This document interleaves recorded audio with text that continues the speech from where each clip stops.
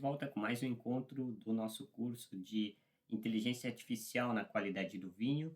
E hoje, no quinto encontro, a gente vai falar sobre o algoritmo de Random Forest, o algoritmo de floresta randômica. É um algoritmo principalmente desenvolvido ali para a Microsoft, que é usado inclusive no Xbox Kinect. Esse algoritmo ele tem como função criar uma floresta, por isso que forest, de árvores de decisão, decision trees, que são outros algoritmos de inteligência artificial para classificação.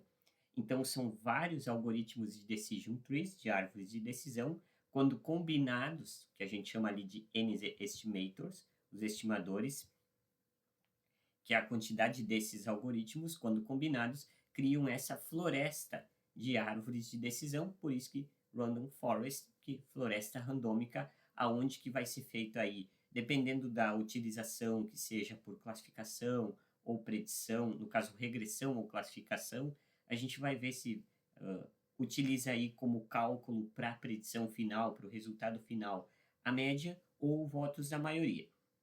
É uma dessas duas formas que a gente pode utilizar para chegar no resultado final. Esse algoritmo ele tende a ser um pouquinho mais pesado, porque são vários algoritmos de decision trees, de árvores de decisão, combinados. Então, ele combina esse conceito de bagging, o que a gente chama de bootstrap aggregation, que a gente pega vários modelos de IA, no caso de decision trees, como você vê ali na imagem, N modelos, tá? Tanto faz a quantidade deles.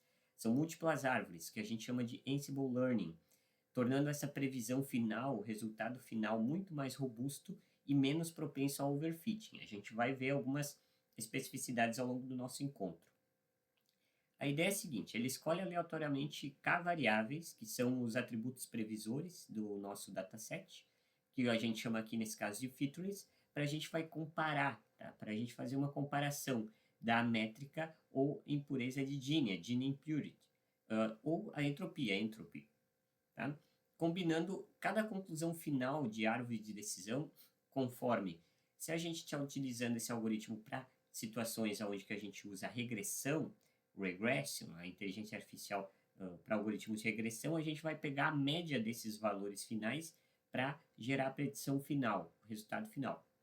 Nesse caso aqui, como a gente está no algoritmos de classificação, para classificar um determinado dado, um determinado atributo clássico com relação aos seus previsores utilizados aqui nesse caso, a gente vai utilizar aí os votos da maioria. Então, o que tiver mais votos vai ser aquele resultado final. De vários algoritmos de árvore de decisão ali vão trazer conclusões, o que tiver maior votação, o que tiver mais presente, a conclusão que tiver mais em evidência, mais presente ali, vai ser o resultado final desse algoritmo, que é a predição em si. Quantidade de K atributos, no caso os previsores, pode ser escolhida manualmente ou automaticamente. Quando é escolhido automaticamente, o algoritmo ele faz aí um cálculo de raiz quadrada do total de atributos da base. Então é isso, a gente tem os modelos de treino, a gente aplica aí vários algoritmos de árvore de decisão, que são basicamente falando uma estrutura muito parecida com a árvore da hierarquia, aquela árvore familiar. Aí a gente vai pegando os algoritmos, os dados e vai classificando até chegar num atributo folha, digamos assim, lá embaixo, a conclusão final. É bem similar aí a uma estrutura hierárquica, por exemplo. A aplicação desse algoritmo ele é utilizado para classificação supervisionada e também regressão, a gente pode escolher. Ele é recomendado para grandes bases de dados, grandes datasets. Ele oferece média interpretabilidade dos dados. É utilizado na manipulação de dados de alta dimensão, onde a importância da funcionalidade das features é crucial. Então, os dados dos atributos previsores precisam ser bem importantes, crucialmente importantes nesse caso. Ele é utilizado na manipulação de variáveis, no caso de atributos previsores categóricos, ou seja, textos com características categóricas, do tipo texto. Existe a possibilidade da utilização na manipulação de classes não balanceadas, que não foram tratadas, que a gente não fez ali a normalização. Nesse caso, a gente tratou nos encontros passados. Possibilita a utilização em relacionamentos com dados não lineares, então com dados não padronizados, Manipulação também possibilitada de dados não numéricos, nesse caso ali, os categóricos. Ele tem baixa performance para treinamento, porque ele é um algoritmo pesado, tá? Ele demora para a gente treinar. A gente vai ver na prática daqui a pouco. Porém, ele garante maior robustez e accuracy, no caso, acurácia, que seria acerto de precisão, a precisão de acerto, no caso. O médio tempo de complexidade para treinamento e predição, que é por isso que ele é um pouquinho mais lento do que a maioria. A possibilidade da utilização para aprendizagem contínua do Continuous Learning, inclusive a gente tem o Random Forest Online, que a gente consegue possibilitar essa funcionalidade. E quanto mais decision trees, quanto mais árvores haverem no algoritmo, a gente tem que cuidar, porque existe maior probabilidade de overfitting. Overfitting é quando o modelo preditivo, o algoritmo como um todo, ele vai viciar no resultado só. Então, ele é tanto dado especificidade para um dado, para uma resposta específica, que ele vai sempre responder aquela resposta. Ele nunca vai responder as demais opções de respostas para a predição. Então, ele vai viciar em uma resposta, esse é o overfitting. Com relação à aplicação, eu também lhe trouxe algumas desvantagens. Por ser um algoritmo que envolve outros algoritmos, ele tem alto consumo de processamento. Então, ele vai consumir bastante memória, processamento e vai demorar para realizar treinamento e testes, principalmente a questão do treinamento. A combinação de múltiplas árvores de decisão acaba também dificultando a interpretação da predição, por isso que a gente tem a possibilidade de overfitting. Porque se muitas árvores derem um resultado X e umas 2 ou 3 o resultado Y, não quer dizer que seja sempre X. Então, é muito provável que o algoritmo, nesse caso, ele vai ter overfitting e vai querer responder sempre X, mesmo quando o resultado real, o que é previsto, no caso da nossa matriz de confusão, a nossa confusion matrix, seja Y, aliás, seja X, ele vai sempre dizer Y. Enfim, ele vai sempre puxar para um lado, ele nunca vai responder as demais opções, as alternativas a esta. Para utilização, geralmente classificação de imagens, ali eu também citei o Xbox Kinect, o Random Forest, geralmente ele tem uma grande criação pela Microsoft, a Microsoft mantém esse algoritmo com grande ênfase. Tem análise também de risco, ele é utilizado, risco para questão de sistemas financeiros, detecção de fraudes e também sistemas hospitalares e de recomendação que inclusive é o do nosso qualidade do vinho que a gente vai implementar a partir de agora. Eu estou aqui no nosso Google Colab, eu já fiz os imports e já coloquei uma célula de texto indicando aí que o nosso quinto encontro vai tratar do processamento da linguagem do algoritmo KNN para o nosso modelo, nesse caso. No próximo encontro, a gente vai ver outros algoritmos que fazem situações, que fazem cálculos similares ao KNN, que são diferentes dele, aplicado ao nosso modelo que a gente definiu e criou e tratou nos encontros passados. A gente aqui colocou um dicionário dos parâmetros, então a gente tem os N-estimators, que a gente gera, critérios, então, a Gini Impurity, que é a impureza de Gini, a entropia, a log loss. A gente também tem os features, tá? A gente faz aí a raiz quadrada. A gente só está definindo ali que a gente vai fazer isso automaticamente, definindo só alguns parâmetros.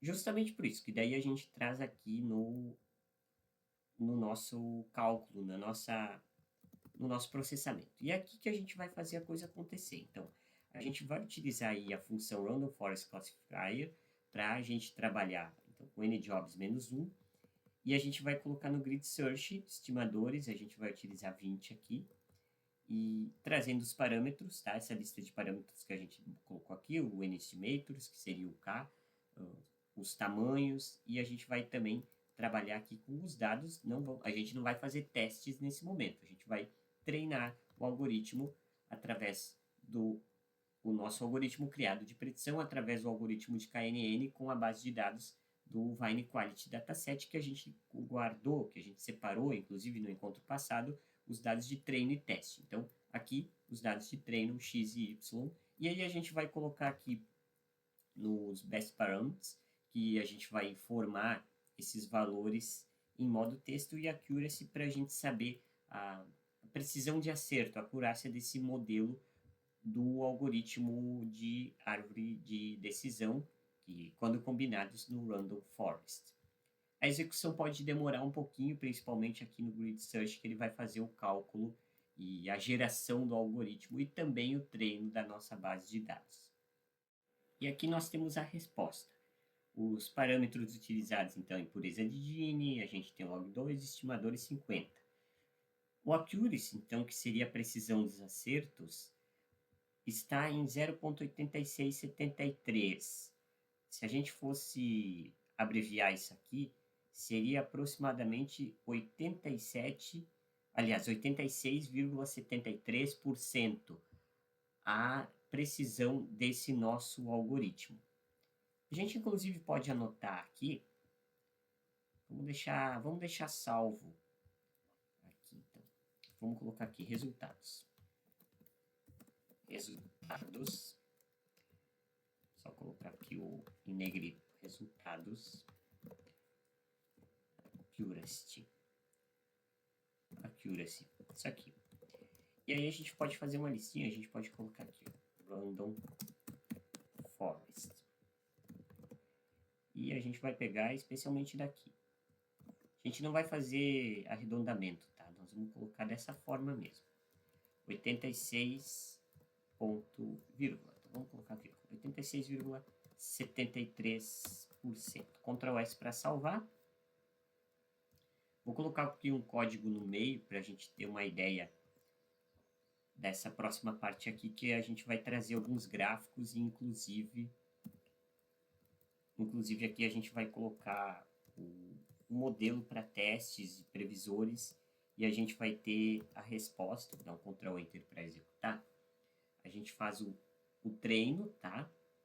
E ali a gente usa com os dados agora de teste. E aí a gente faz a Confusion Matrix através de imagem, tá? E o Classification Report.